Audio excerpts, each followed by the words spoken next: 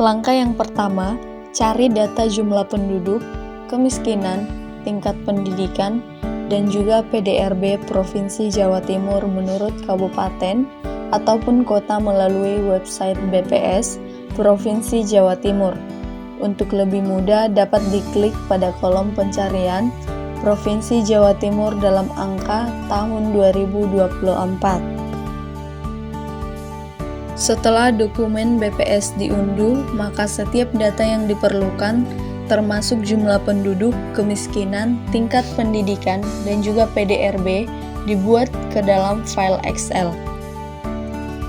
Setelah data Excel sudah selesai dikompilasi, bukalah aplikasi SPSS untuk melakukan perhitungan dengan memasukkan variabel Z sebagai kabupaten atau kota, variabel Y sebagai jumlah penduduk miskin, variabel X1 sebagai jumlah penduduk, variabel X2 sebagai tingkat pendidikan, dan variabel X3 sebagai PDRB di bagian variabel view.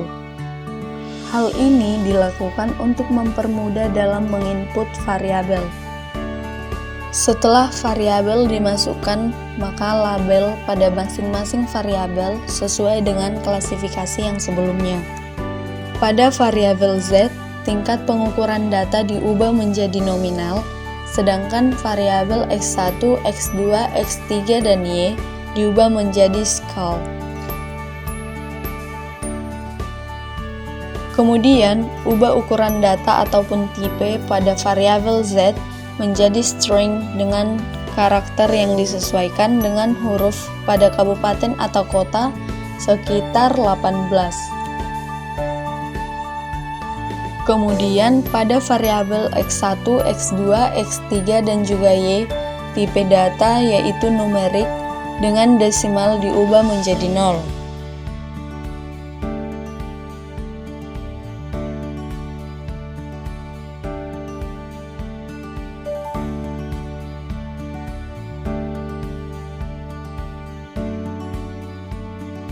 Nah, setelah tipe data, tipe pengukuran data, dan juga lainnya sudah disesuaikan, maka kita buka bagian data view. Setelah itu import data Excel yang sebelumnya dengan cara mengklik file, import data, Excel, pilih file sehingga data seperti tampilan berikut. Setelah data berhasil diimport, maka data akan diregresikan dengan melakukan analisis regresi linear berganda dengan cara klik Analysis, Regression, Linear pada jendela data editor.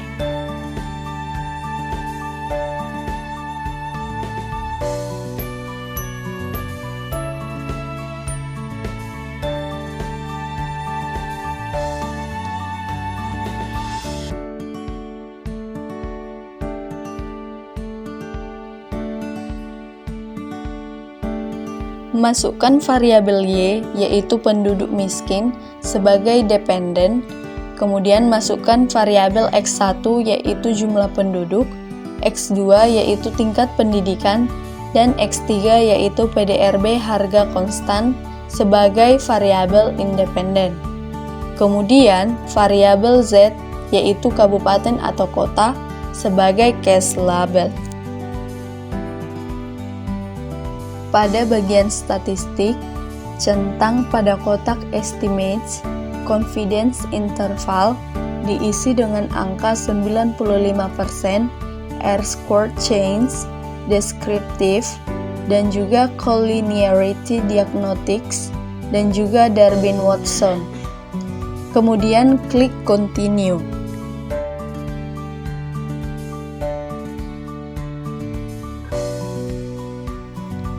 Pada bagian plots, masukkan receipt, yaitu nilai standar ataupun Z residual ke dalam Y, dan Z rate, yaitu nilai standar atau Z yang diprediksi ke dalam persamaan linear ke dalam X. Nah, kemudian pastikan normal probability plot dan juga histogram juga tercentang. Kemudian klik continue. Pada bagian Save, pilih Residual, lalu centang kotak Unstandardized, kemudian klik Continue. Pada bagian Method, pilih metode Enter, kemudian klik OK. Jika semuanya sudah diubah, maka klik OK dan tunggu proses running untuk menghasilkan output. Output akan keluar di tab baru seperti pada tampilan berikut.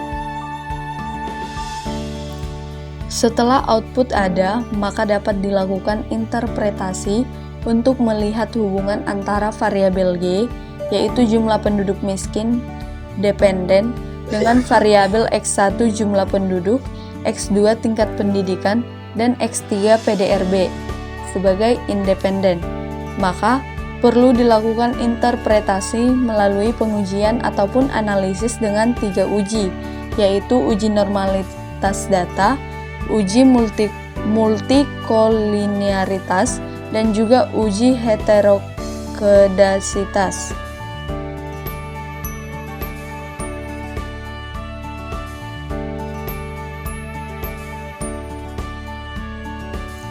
Setelah 3 uji dilakukan dan tidak ada asumsi, maka dilanjutkan dengan melakukan analisis regresi berganda untuk melihat pengaruh antar variabel dependen dan juga independen melalui 3 uji, yaitu uji F, uji T, dan juga koefisien determinasi.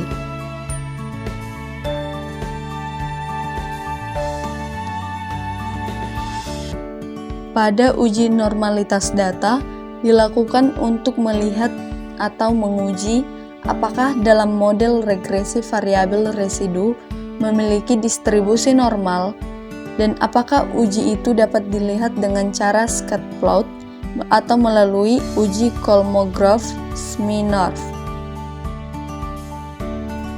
Pada grafik scatter plot, kita akan menguji apakah data normal melalui scatter plot dapat dilihat apabila plot pada setiap kabupaten atau kota mengikuti garis, maka data berdistribusi normal.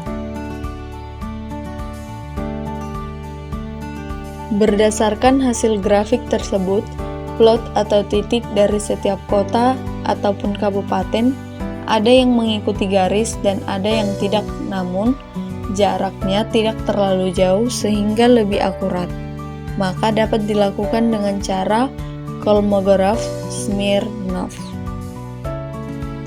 Untuk melakukan uji ini, maka dapat dilakukan perhitungan pada res1 dengan klik analis, kemudian non-parametris test, kemudian legacy dialogs, kemudian 1 sampel KS.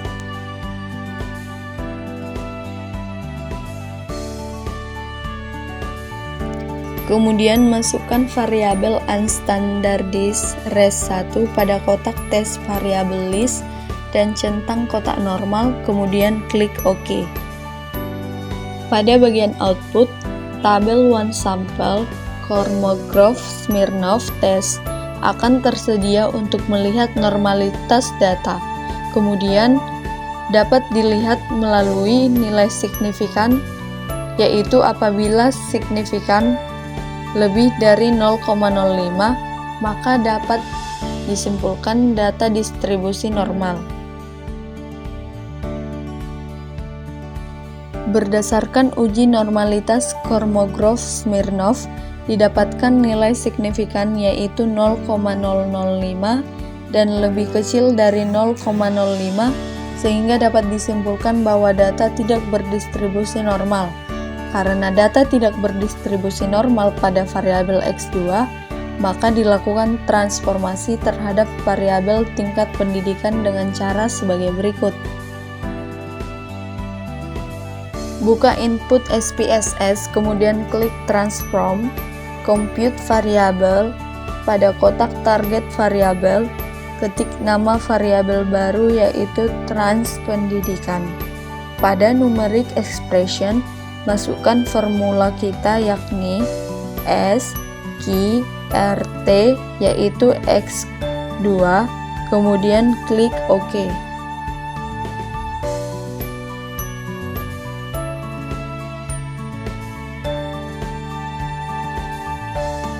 Setelah itu akan muncul output tabel Kolmogorov-Smirnov seperti pada tampilan berikut. Berdasarkan hasil transformasi variabel X2, maka didapatkan nilai signifikasi 0,31 lebih besar 0,05, sehingga dapat disimpulkan data sudah berdistribusi normal. Uji yang selanjutnya yaitu uji multikolinearitas. Uji ini dilakukan dengan tujuan untuk menguji apakah ada atau tidaknya multikolinearitas dalam model regresi, atau menguji ada atau tidaknya korelasi antara variabel bebas, yaitu independen, yaitu hubungan antara X1, X2, dan X3. Uji ini juga dilakukan dengan melihat tabel konvensi pada output SPSS. Jika collinearity tolerance di bawah 0,10 atau nilai VIF di atas 10, maka akan terjadi multikolinearitas. Berdasarkan tabel koefisien, maka dapat diinterpretasikan bahwa nilai collinearity tolerance pada ketiga variabel berada di atas 0,10 dan nilai VIF di bawah 10, sehingga dapat disimpulkan pada variabel jumlah penduduk, tingkat penduduk, dan juga PDRB tidak terjadi multikolinearitas.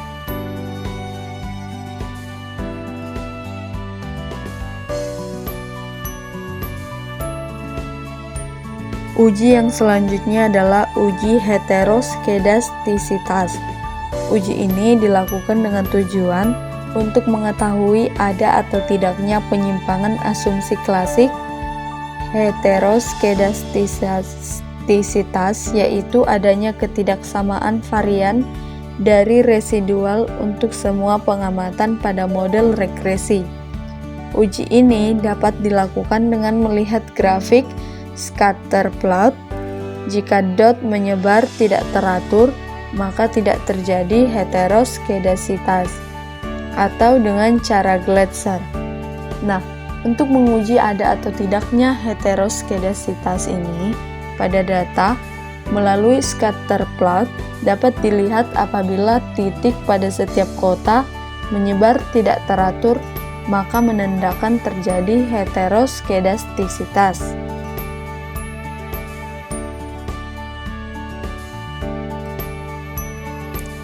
Hasil scatter plot menunjukkan bahwa dot setiap kabupaten menyebar tidak teratur, yang menunjukkan tidak adanya heteroskedasitas. Namun, agar hasil yang didapatkan lebih pasti, maka kita dapat melakukan uji Glatzer dengan melakukan analisis pada SPSS.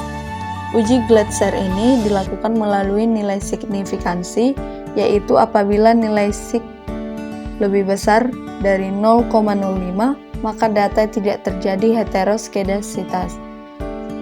Untuk melakukan uji ini, maka perlu dilakukan lagi analisis dengan pilih menu transform, kemudian compute variabel, kemudian isi ABS RES pada target variabel, kemudian numeric expression, pilih ABS. Kemudian masukkan variabel unstandard res1 pada kotak numeric expression, dan terakhir klik OK. Selanjutnya lakukan regresi pada variabel jumlah penduduk, tingkat pendidikan, dan PDRB dengan abres dengan klik analis, kemudian regression, kemudian linear, kemudian masukkan variabel abres sebagai dependen, kemudian masukkan variabel jumlah penduduk, tingkat pendidikan, dan juga PDRB sebagai independen, dan terakhir klik OK. Sehingga akan muncul tabel output coefficient. Setiap variabel memiliki nilai signifikansi lebih dari 0,05, maka tidak terjadi heteroskedasitas, sehingga dapat disimpulkan bahwa data ini tidak terjadi heteroskedasitas. Setelah dilakukan pengujian, maka dapat disimpulkan bahwa data yang dipakai sudah terbebas dari asumsi di mana data normal tidak terjadi multikolinearitas dan tidak adanya heteroskedasitas. Karena data sudah memenuhi, maka dapat dilakukan analisis regresi linear berganda.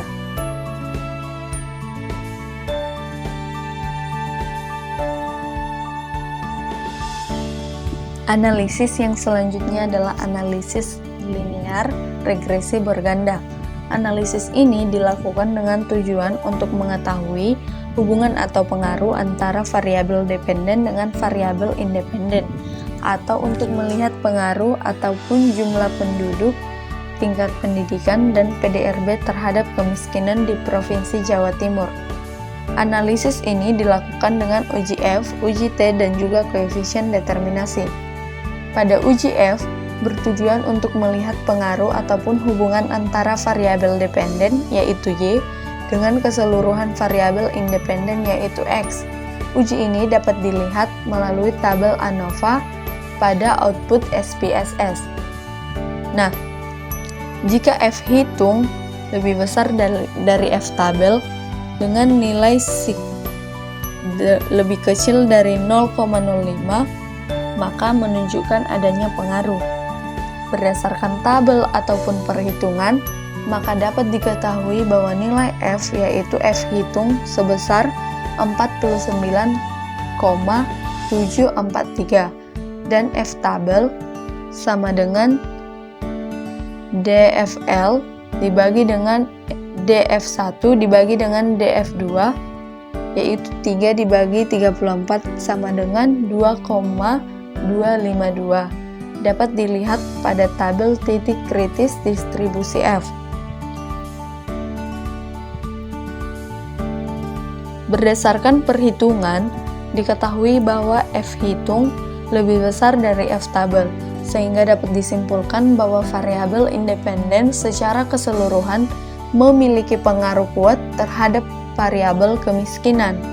Setelah itu dilakukan uji T, di mana uji T ini bertujuan untuk melihat pengaruh ataupun hubungan antara variabel dependen Y dengan variabel independen secara parsial, yaitu X1, X2, dan X3.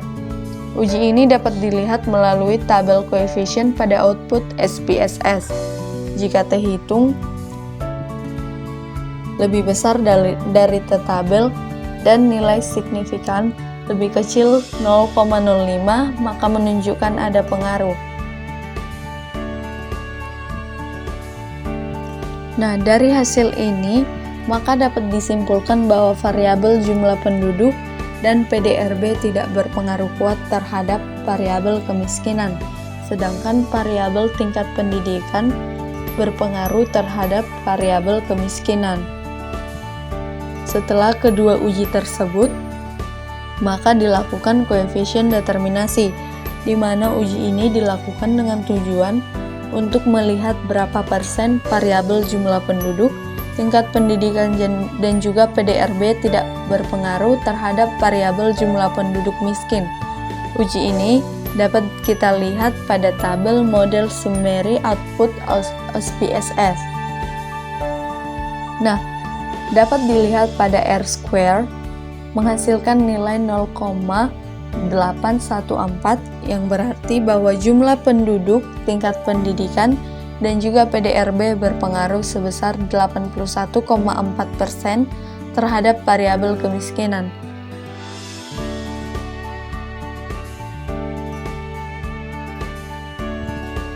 Maka dari hasil interpretasi melalui analisis regresi linear berganda dapat disimpulkan bahwa secara keseluruhan variabel jumlah penduduk, tingkat pendidikan, dan juga nilai PDRB memiliki pengaruh kuat sebesar 81,4% terhadap jumlah kemiskinan di Provinsi Jawa Timur tahun 2023. Sedangkan secara parsial, variabel jumlah penduduk dan juga PDRB tidak memiliki pengaruh kuat terhadap jumlah kemiskinan. Hal ini menunjukkan bahwa kemiskinan di Jawa Timur dipengaruhi kuat oleh tingkat pendidikan dan tidak sepenuhnya dipengaruhi oleh jumlah penduduk dan juga PDRB, tetapi masih ada variabel lain yang memiliki pengaruh yang lebih kuat.